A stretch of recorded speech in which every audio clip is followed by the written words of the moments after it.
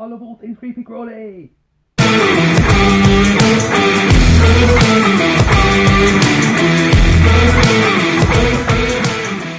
Hi and welcome to Scott's Inverts. I'm Scott, these are the Inverts. First of all, a massive thank you to all you guys that are watching and to Jen for allowing me to do this video for you. So in the tarantula world, there's three types of tarantula.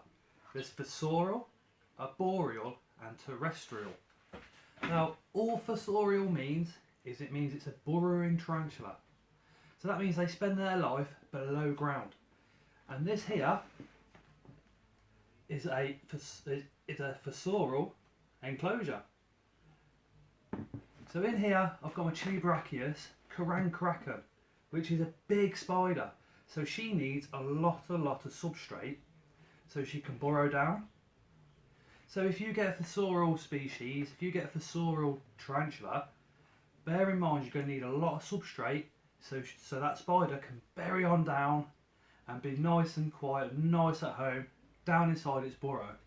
But also bear in mind that if you get a fossorial, the likelihood of you seeing that spider very often is not very high. They spend almost 90% of their time below ground.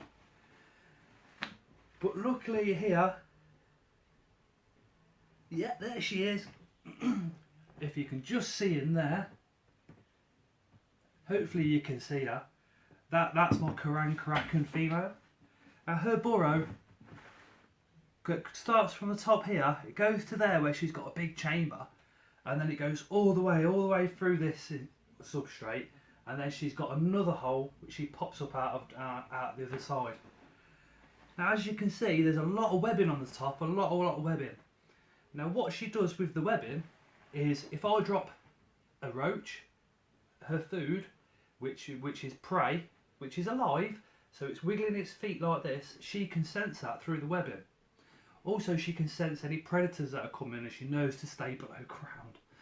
So the way that webbing works, if you imagine being at one end of a trampoline and just sitting on that trampoline, and your friend's down the other end and he just does a little movement, you can feel it instantly.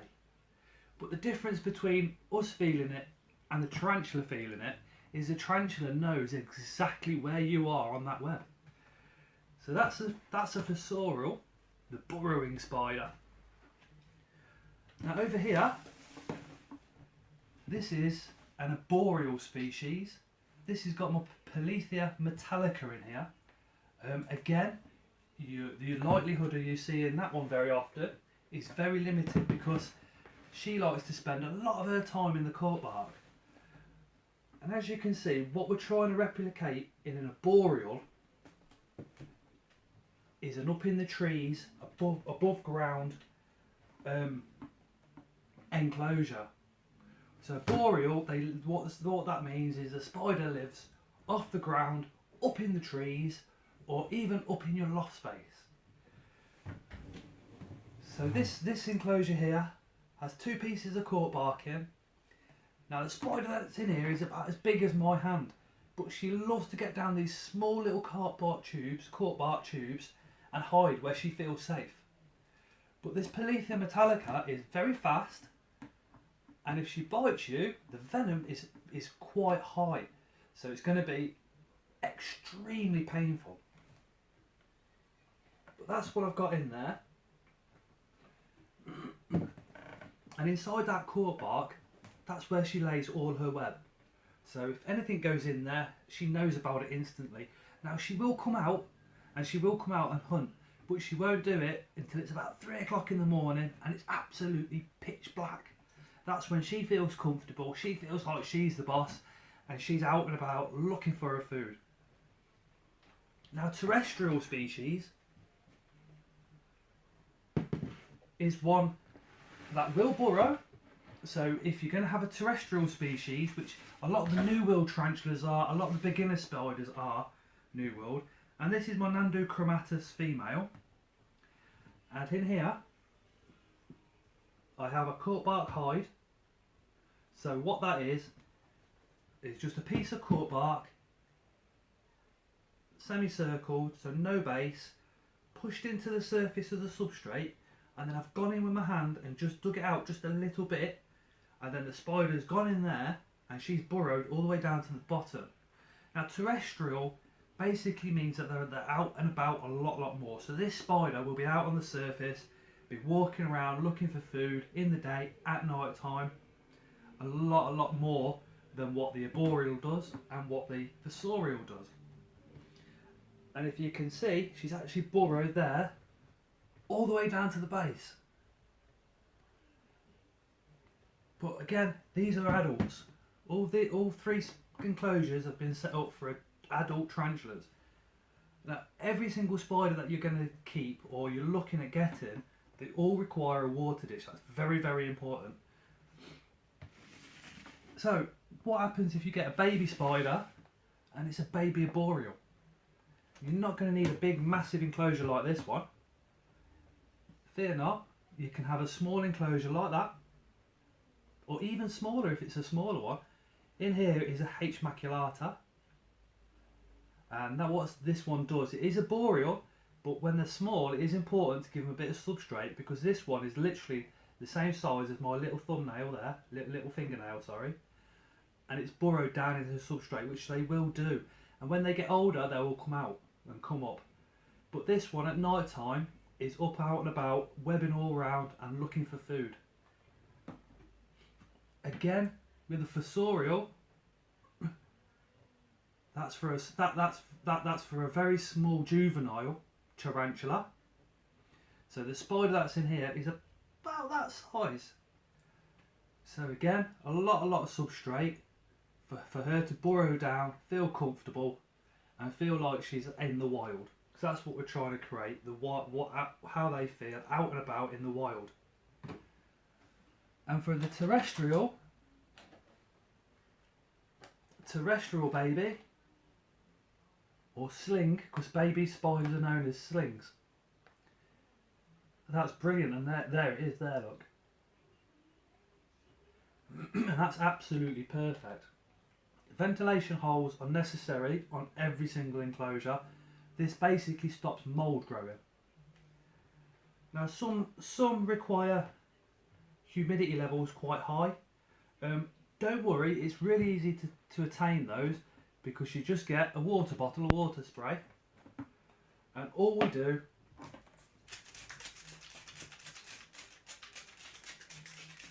is spray the enclosure down.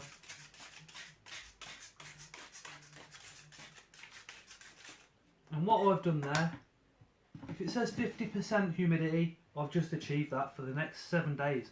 So I won't need to spray that down for another week. But when you spray it down, see if the water dish needs filling it up, and if it does, fill it to the top, let it overfill. That's completely fine. Some species require an arid environment, which means the substrate and inside has to be completely dry for it to feel comfortable. The way we do that is we don't spray it, we just top up the water bowl once a week, and that's it. And some species, like the crane crack in here, require a humidity of about 80 to 90%. So what I do then is I'll give it a heavy spray 2 to 3 times a week, and it's as easy as that. Don't worry about getting humidity meters and things, you know, and ways of measuring humidity, because what we're doing is completely fine. And then the other thing is temperature. Temperature, majority of tarantulas you want to be keeping between 27 to 28 degrees, which is attained really easy using a heat mat. Now if you're only keeping one spider, just get one small heat mat, one of the small 15 watts, and attach it to the back. That'll be more than enough heat for your enclosure. It is worth noting, in the summer months, if your room is 27 degrees, you can turn that heat mat off. It makes no difference then, does it? It saves your mum and dad a bit of electric. But as you can see, I am absolutely spider and insect crazy. I love the whole lot. Centipedes to leeches to spiders to vinegaroons to beetles, everything I've got in the collection at the moment. So if you're looking at getting a new tarantula, beginner species, a curly hair tarantula is probably the best suggestion I could make as a starting tarantula for you guys. And if you have a look on Scott's Inverts, my channel, and go into the care videos and the playlists, you'll see curly hair setup. Watch that, follow those instructions, and you're not going to go wrong.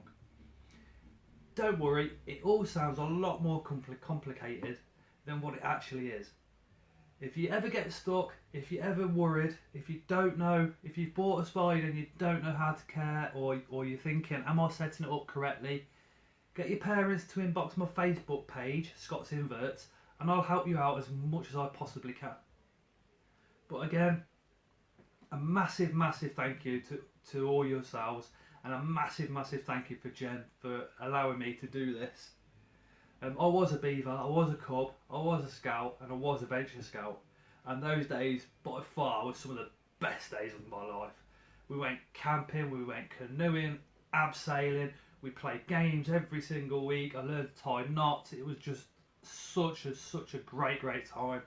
So while you guys are at clubs and you're at Beavers and Scouts and Ventures, cherish every single second. But yeah, again, thank you guys. Thank you so much for letting me do this.